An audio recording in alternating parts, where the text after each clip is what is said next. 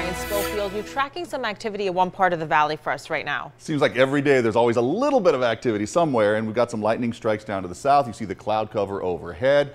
Yeah, it's all really pulling out of Black Mountain across you folks in Henderson, seeing that. And actually pretty good rainfall. I just checked the local observations. Even though the storm is dying off pretty well, had some lightning strikes with it. You'll see that in a couple of frames here, right about there. Yeah, coming out of Black Mountain. The one ahead of it, obviously through Henderson. That one almost a quarter of an inch of rain at one point. And that's some pretty significant rainfall from a storm that doesn't look like such a slow mover. But get a load of it. 13 First Alert Desert Doppler right there as it's just crossing out toward the east. So you folks are saying goodbye to it, but other areas will be saying hello to some of that left over. A lot of times, remember, the big rush of air comes out of these and can really form some more storms, but we're not really seeing that yet across the southeast, but we're tracking it.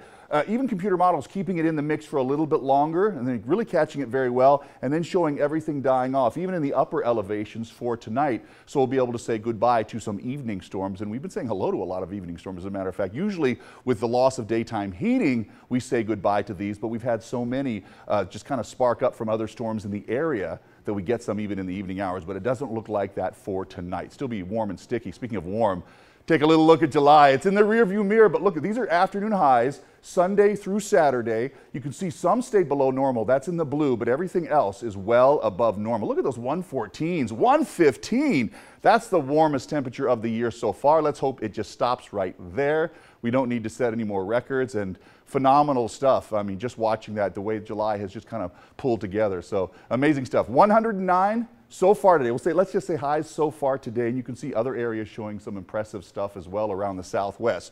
So the setup is this. Are we done with the 110s? No. Are we done with the 115s? We hope. So, but for the next few days, I don't see the 110s coming in until Saturday, and this might be a drier spell where we don't see really as many thunderstorms, or maybe not any at all. So we're going to kind of wind that down, but not for the rest of the month, obviously, just for a short term.